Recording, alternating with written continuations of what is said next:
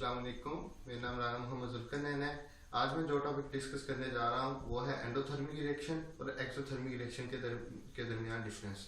आइए देखते हैं एक्सोथर्मिक रिएक्शन और एंडोथर्मिक रिएक्शन।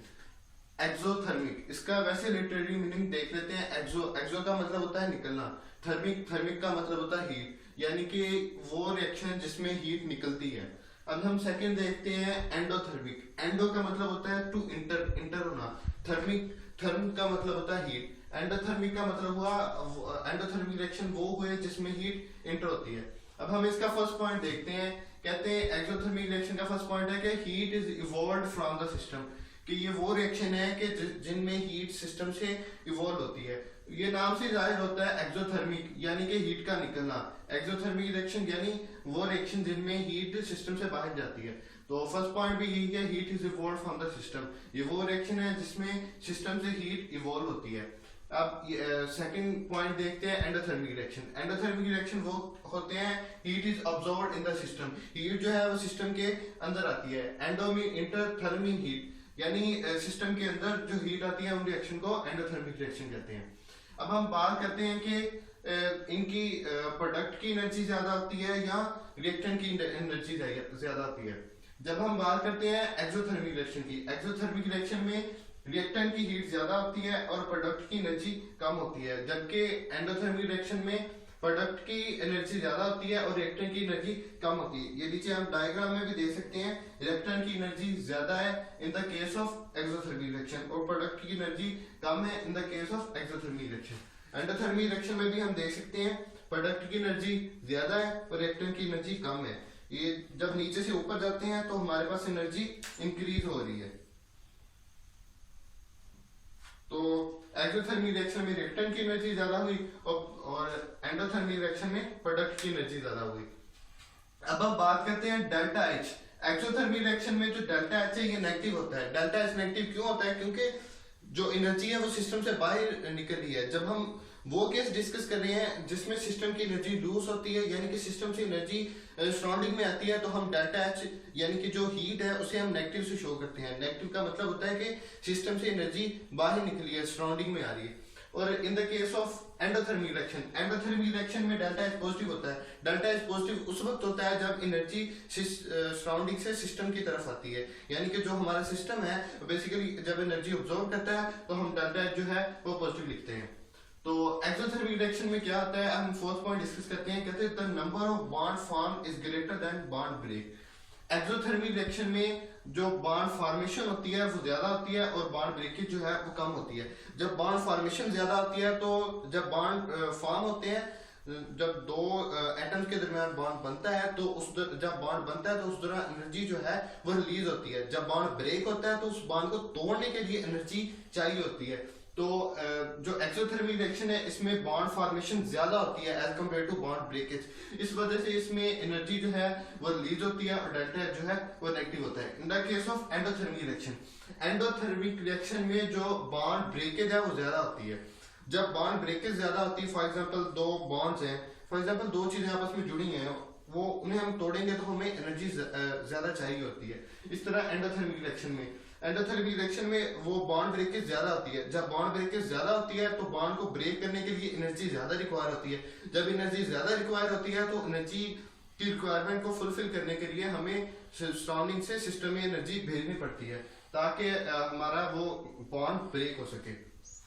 अब हम सेकंड बात करते हैं, फोर्थ पॉइंट डिस्कस करते हैं, वो है कि मोस्ट स्पॉन्टेनियस रिएक्शन, यानी कि एक्सोथर्मिक रिएक्शन में वो रिएक्शन आते हैं जो कि मोस्टली स्पॉन्टेनियस होती हैं। स्पॉन्टेनियस रिएक्शन क्या होते हैं? वो रिएक्शन जो खुद ब खुद होते हैं। और एंडोथर्मिक रिएक्शन में क्या आते हैं? नॉन स्पॉन्टेनियस रिएक्शन, यानी वो रिएक्शन जो मतलब खुद ब खुद नहीं होते। फॉर एग्जांपल हमारे घर के ऊपर एक टैंकी रखी हुई है, तो जब हम पानी को नीचे से ऊपर पहुंचाएंगे तो हमें एनर्जी चाहिए होती है, यानी डेल्टा एच हमारा पॉजिटिव होगा, यानी एनर्जी हम देंगे फिर ही हमारा वाटर जो है वो नीचे से ऊपर हमारी टैंकी की तरफ जाएगा।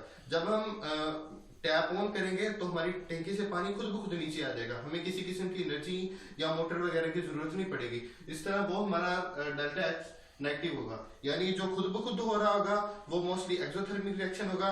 जो हम खुद पुश करके एनर्जी देके जो रिएक्शन करवाएंगे वो बेसिकली होगा एंडोथर्मिक रिएक्शन। अब हम बात करते हैं कि एक्सोथर्मिक रिएक्शन में 6 पॉइंट डिस्कस करते हैं। कहते हैं टेम्परेचर ऑफ सिस्टम इंक्रीज, यानी कि जो सिस्टम का टेम्परेचर है वो इंक्रीज होना शुरू हो जाता है। वो इंक्रीज क्यों होता है? क्योंकि बॉन्ड फॉर्मेशन ज्यादा होती है, बॉन्ड ज्यादा से ज्यादा फॉर्म होना शुरू हो जाते हैं, जिसकी वजह से हमारा जो सिस्टम का टेम्परेचर है वो इंक्रीज होना शुरू हो जाता है।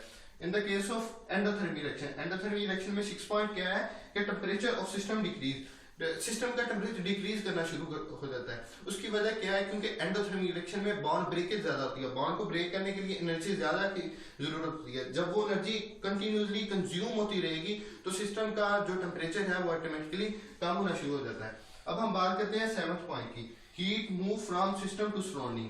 जाहिर सी बात है कि एक्सोथर्मिक रिएक्शन में बॉन्ड कंटिन्यूसली फॉर्म होते रहते हैं, जिसकी वजह से एनर्जी जो है वो रिलीज होती रहती है। जब वो एनर्जी ज्यादा हो जाती है सिस्टम में, तो हमने देखा कि जो हीट है वो ज्यादा, जहां हीट ज्यादा होगी वहां से हीट कम एरिया की तरफ फ्लो होना शुरू हो जाती है। इसलिए जाहिर बात है सिस्टम जो है यहाँ बॉन्ड ज्यादा फॉर्म हो रहे हैं, इसकी वजह से यहाँ हीट ज्यादा होगी और सराउंडिंग जो है वहाँ मतलब टेम्परेचर कूल डाउन होगा, तो जो हमारा सिस्टम है वहां से हीट सराउंडिंग की तरफ जाएगी। और in the case of endothermic reaction में heat move from surrounding to system, heat जो है वो सराउंडिंग से सिस्टम में आएगी। उसकी वजह क्या है? एंडोथर्मिक रिएक्शन में जो है वो बॉन्ड ब्रेकेज होना होता है, बॉन्ड को ब्रेक करने के लिए एनर्जी ज्यादा चाहिए होती, और जब वो एनर्जी हमें ज्यादा चाहिए होती है तो वो एनर्जी की रिक्वायरमेंट उस वक्त फुलफिल होगी जब सराउंडिंग से हीट सिस्टम में आएगी। सराउंडिंग से हीट सिस्टम में आएगी, वो हीट जो है वो बॉन्ड को ब्रेक करने के लिए यूज होगी। अब हम बात करते हैं इसकी कुछ एग्जांपल की। फॉर एग्जांपल हमारे पास हाइड्रोजन जो है वो ऑक्सीजन के साथ मिलके लिक्विड बना देता है H2O। तो जब हाइड्रोजन और ऑक्सीजन मिलकर वाटर बना देते हैं तो इस दौरान ये बॉन्ड जो फॉर्म होता है, तो इस दौरान जो एनर्जी रिलीज होती है वो होती है -285 किलो जूल पर मोल। इसकी एक और भी एग्जांपल है कार्बन, और जब ऑक्सीजन के साथ मिलता है तो कार्बन मोनोऑक्साइड गैस बनती है, तो इसके दौरान होती है -273 किलो जूल पर मोल। अब हम इसकी बात करते हैं N2O की। N2O जब 2NO से मिलता है नाइट्रोजन ऑक्साइड बनता है, तो इसके दौरान +180 किलो जूल पर मोल एनर्जी जो है वो सराउंडिंग से सिस्टम की तरफ आती है। इसलिए डेल्टा H हमने पॉजिटिव लिखा है, क्योंकि ये जो बॉन्ड बनता है तो इसके दौरान 180 किलो जूल पर मोल जब एनर्जी हम सिस्टम को प्रोवाइड करते हैं तो फिर ये बॉन्ड बनता है। अब हम बात करते हैं H2O की। H2O जब लिक्विड होता है, जब हम H2O लिक्विड को H2O गैस में चेंज करते हैं फॉर एग्जांपल हमारे पास वाटर पड़ा है लिक्विड स्टेट में, जब हम उसे हमने गैसियस स्टेट में चेंज करना है। जब हम लिक्विड को गैसियस स्टेट में चेंज करने हैं, जाहिर बात है लिक्विड में मॉलिक्यूल आपस में क्लोजर होते हैं, जब वो गैसियस स्टेट में जाते हैं तो मॉलिक्यूल फार अपार्ट होना शुरू हो जाते हैं। मॉलिक्यूल फार अपार्ट क्यों होते हैं? क्योंकि इनकी इंटरेक्शन कम होना शुरू हो जाती है। उनकी इंटरेक्शन कैसे कम होगी? हम उन्हें एनर्जी प्रोवाइड करते हैं, एनर्जी प्रोवाइड करने से उनके बॉन्ड ब्रेक होंगे, जब उनके बॉन्ड ब्रेक होंगे तो फिर वो गैसियस स्टेट में चेंज हो जाते हैं। फॉर एग्जांपल H2O हमारे पास लिक्विड है, इसको हम जब गैसियस स्टेट में चेंज करना होता है तो हमारे पास +44 किलो जूल पर मोल एनर्जी जब हम वाटर लिक्विड को देते हैं तो फिर ये गैसियस स्टेट में चेंज होता है। अब हम बात करते हैं इनकी एक ये जनरल एनर्जी डायग्राम की। नीचे से ऊपर की तरफ एनर्जी इंक्रीज हो रही है दोनों स्टेट में। अब ये जो एक्सोथर्मिक रिएक्शन है इसमें हमने बात की थी कि इनकी रिएक्टेंट की एनर्जी हाई होती है, प्रोडक्ट की एनर्जी कम होती है। और एंडोथर्मिक रिएक्शन में हमने बात की थी प्रोडक्ट की एनर्जी ज्यादा होती है, रिएक्टेंट की एनर्जी कम होती है। जब रिएक्टेंट हाई एनर्जी से लो एनर्जी प्रोडक्ट की तरफ आते हैं तो इस दौरान क्या होता है? जब हाई एनर्जी से लो एनर्जी के दौरान फॉर एग्जांपल एक इलेक्ट्रॉन है वो एनर्जी अब्सॉर्ब करके हायर स्टेट में जाता है, जब वो लोअर स्टेट में आता है तो वो दोबारा वो एनर्जी रिलीज कर देता है। सिमिलरली ये केस, जब ये रिएक्टेंट है, रिएक्टेंट हाई एनर्जी स्टेट में, जब ये हाई एनर्जी स्टेट से लो एनर्जी स्टेट में आते हैं तो लूज ऑफ एंथैल्पी यानी लूज ऑफ हीट होती है, जिसकी वजह से हमारे पास जो डेल्टा H है वो नेगेटिव होता है। Similarly in the case of endothermic reaction, नीचे से ऊपर एनर्जी इंक्रीज हो रही है, प्रोडक्ट की एनर्जी ज्यादा है, रिएक्टेंट की एनर्जी कम है।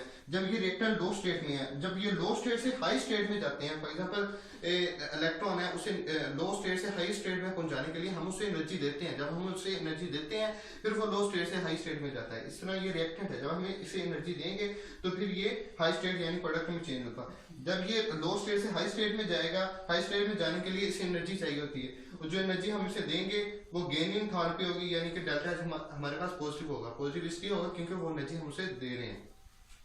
ये था आज का हमारा टॉपिक, एंडोथर्मिक रिएक्शन और एक्सोथर्मिक रिएक्शन के दरमियान difference. Thank you for watching my video. If you like my video, then don't forget to subscribe our channel. Thank you.